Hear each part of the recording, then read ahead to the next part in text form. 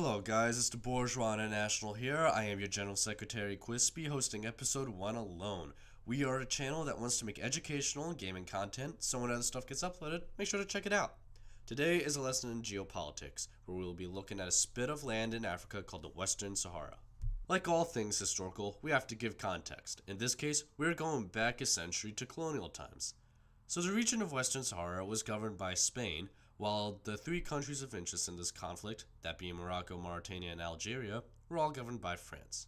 To vastly understate things, it kinda sucked being exploited for almost 100 years, so after a while, people started to get a little tired of it. Yo bro, we've kinda been oppressed by Europeans for a while now. Not to sound too controversial, but it kinda blows dick.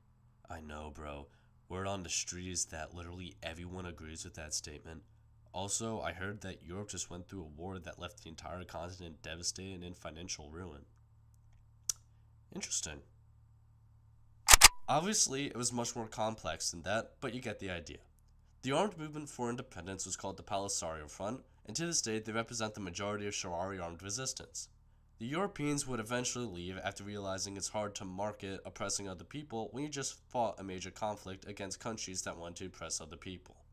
After fighting tooth and nail for a state, the Sahrawi would finally have a land to call their home. They got partitioned by Mauritania and Morocco in the Madrid Accords. Yeah, after the Europeans left, they decided to seek control of the zone to the two countries. The Polisario Front was backed by Algeria, and they began fighting them like 10 seconds after they showed up.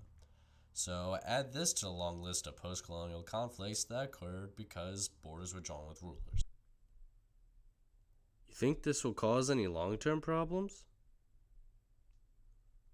Nah. Let's first look at Mauritania's role in the war, as theirs was slightly more embarrassing. So, the Polisario Front announced the creation of the Sahrawi Arab Democratic Republic, and this little crisis found its way to the UN chamber, where it was agreed that Mauritania would leave. Alright, President/Dictator Mokhtar Dada, you need to calm down and leave. And what exactly is making me do that? What's this? An angry note? And what exactly happens if I just ignore it? So yeah, armed conflict broke out. Not to worry though, because a stabilizing force known as the French appeared in the region to try and calm things down. And by calm things down, I mean intervene on the side of Mauritania because the ruling regime there aligned with their interests. It also doesn't help that the Polisario Front took some French hostages and were attacking French ore shipments. For more information, look into Operation Lamentin. Despite the air support from France, the guerrillas eventually wore down the Mauritanian army to the point that they turned and overthrew President Dada in 1978. This would lead to the current borders in the region and a sliver of land controlled by the Polisario Front. They even got recognized by Mauritania in 1984. Now, let's look at Morocco.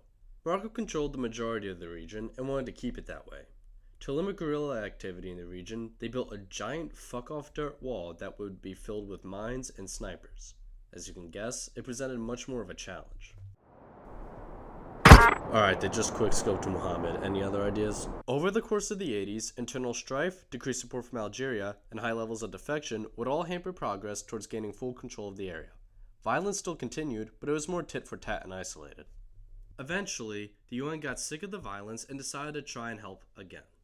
A peace settlement was drafted in 1988 and finalized in 1991. The goal was to give the Sahrawi a chance at a referendum. Voting was scheduled in early 1992. However, Morocco pulled a sneaky one and moved thousands of Moroccans into the region to sway the vote.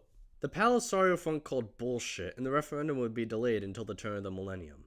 The referendum occurred in 2003, however Morocco rejected it, then proposed for Sahrawi autonomy, which is basically trying to have their cake and eat it too. This has kind of been the state of things for a while now. Of course, you still have fighting in the area, but Morocco has maintained control of the region and has sort of fallen to the background with conflicts in Ukraine and Gaza taking the spotlight. I hope you guys enjoyed the video and be on the lookout for more. I'm Secretary Quispy, signing off.